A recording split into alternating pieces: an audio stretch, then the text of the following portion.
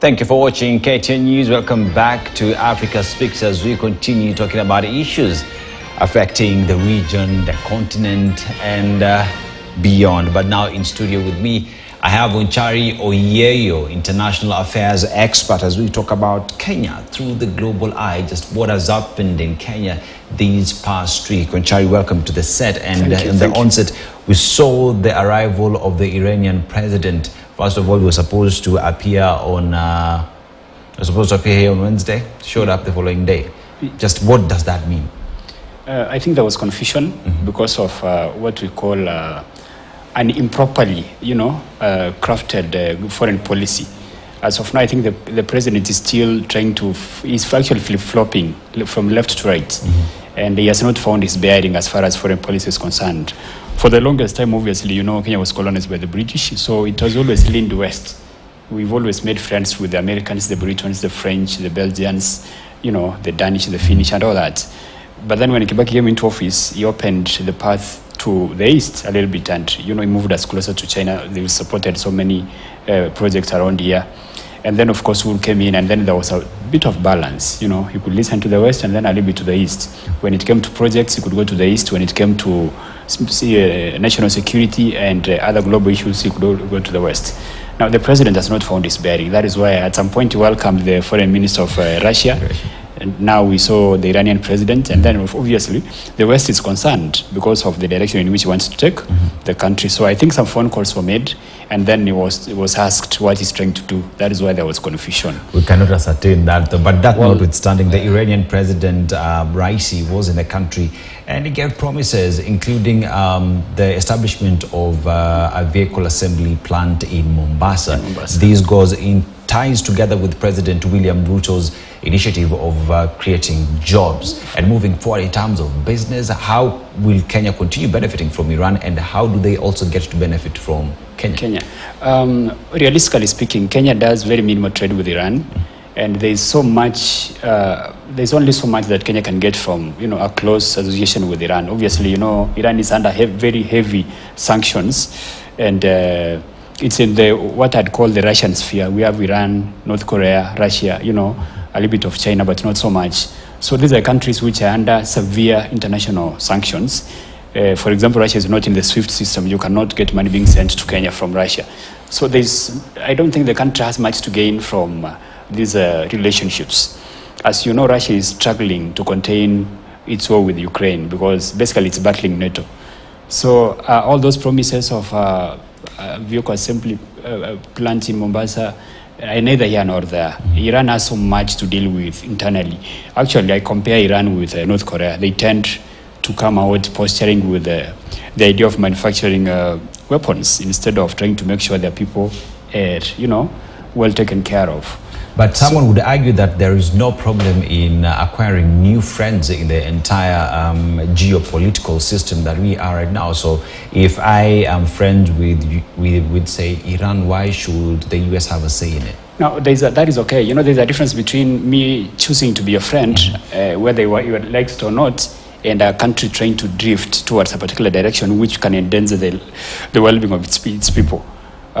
When you look at the West, there's so much that we get when it comes to the current position, which I'd say we still have where it was left by the retired president. We get so much in terms of financial aid from the French, the Britons, the Americans. We get so much. When you do that kind of arithmetic, you get shocked when it comes to budgetary support. And we have actually no reason to create new friendships which can endanger the relationship which benefits our people. If, for example, the Americans, the Britons, the French decided to pull out, the Swedish, the Finnish decided to pull out of this country, and then they decided to tell us, okay, work with the Iranians, we'll be stuck. So the president has to be very, very careful. He can feel like he cannot go ahead and make new friends and then chase away the old ones. And then the country will be left without any kind of support. And still talking about new friends, as Saudi business community was in the country, new bilateral agreements and also promises being made. We see that the president is trying to expand the scope within which he has new friends and new people he's willing to collaborate with. And when we talk about Saudi Arabia, we talk about oil, maybe cheaper fuel moving forward? No, the Saudis, now that is a useful relationship. I think even the Americans can actually be very excited. Even is the it Britons. useful relationship because they are friends with the Americans? Not necessarily because of what we can do at the end of the day. It's not about just being friends with people and yet people are dying of hunger and stuff like that. It's about taking the country in a direction that can lead to benefits. Saudi has so much in terms of, they can actually invest here. Those are people who can give us even oil that has been processed. They can give us even crude oil to process locally here, which obviously can help us in reducing the prices of fuel. So the president has to be careful to avoid what I'd call reactive friendships, which do not add any value to the country. So the relationship that is being established with the Saudis is very much okay. And then, of course, I think that is okay because we have this idea of selling what I call modern-day slaves to Saudi Arabia. Most of the girls from here go to Saudi Arabia to perform household chores. And we've had cases of most of them dying there, being brought back in coffins. So that is a good opportunity for the president to remind the Saudis that when we send our girls down there, make sure they're treated in a humane way. So that is okay. The Iranian one, I don't approve of it. The Russian one also, it's so messy. It's so messy. That is a place where I couldn't advise our president to rush into. Yeah. Well, we get to see what discussions come from these meetings, be it from Russia, from Iran, from Saudi. Yeah. Let's just see how Kenyans will get to benefit from that. But let's come back home. We had the demonstrations that happened this week, and we saw destruction of property. Loss of lives were lost. As we speak that from an international eye, how does that sit? How does the international community look at Kenya and our political stability moving forward? From an a global standpoint, international standpoint, it's a shame. It's quite unfortunate because for the longest time, Kenya has been described as the oasis of peace in a vast desert of turmoil, chaos, and war and conflict. So we are on a path that is quite slippery. It's embarrassing. It's something we can no longer be, proud of, And in as much as we've always talked about freedom of expression, freedom of assembly and all those things, I think we push it a little bit too far. We do forget that with freedom comes a lot of responsibility. And at some point, we need to remember that demonstrations are something to do with culture. If we don't have a culture of non-violent demonstrations, they cannot happen overnight. So the former prime minister can come out with his group of leaders from Azimio and tell us, oh, you know what, we're going to come up with what? Non-violent demonstrations, but they'll never be non-violent. And the history is very, very clear. If you go back to 1992, 1991, all those demonstrations were not peaceful. When you move all the way to 1997, any time we had demonstrations, they were not peaceful. All the way to 2017, all the way to 2007, 2008, during the post-election violence when we lost more than 1,000 Kenyans. And the idea of criminal elements getting into demonstrations to soil them or to make them appear violent is neither here nor there, because you remember, like in 2007, 2008, people turned against their neighbors. So it's an issue. It's not an issue of a criminal just getting in, and no, we don't have a culture of non-violent demonstrations the way they happen in South Africa or the US. No, we don't have that. So anytime these opposition leaders come out and tell us we're going to have non-violent demonstrations, they need to remember we don't have the culture. We cannot control that. So what we need to do is this.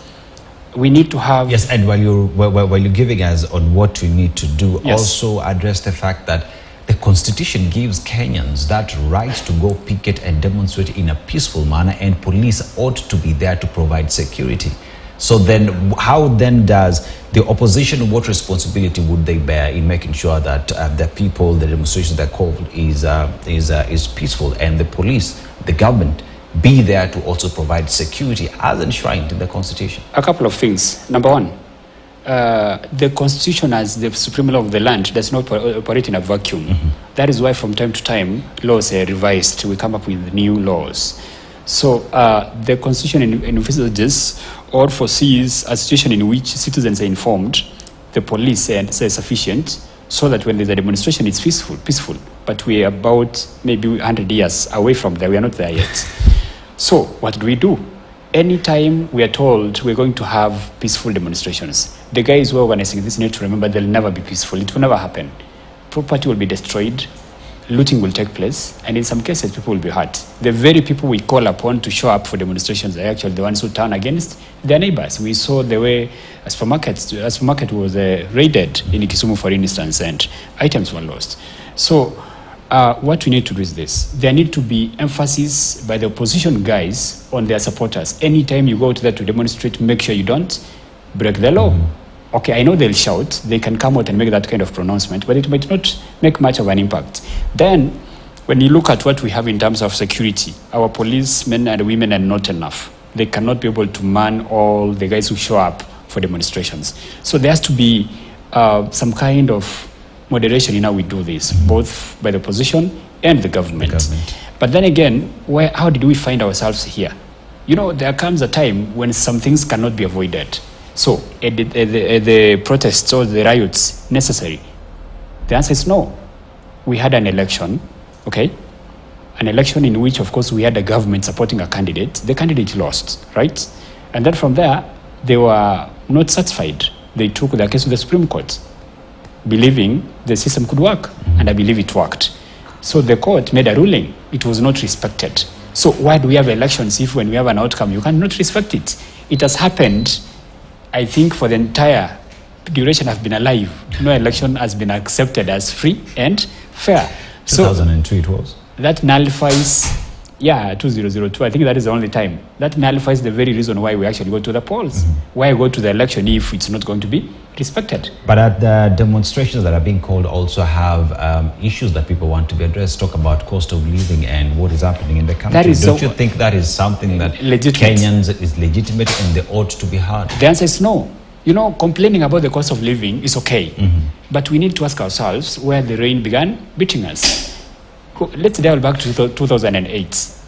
A very young president was elected in the United States. After 8 years of Bush, right, who messed up the economy, then we had the recession. That's allegedly. Obama was elected president. And the Republicans began complaining the very day the guy was sworn in. But it took around 4 years, actually 4 years, to clear the mess and begin bringing tangible, benefits based on his policies and, regulations he put in place. It took 4 years.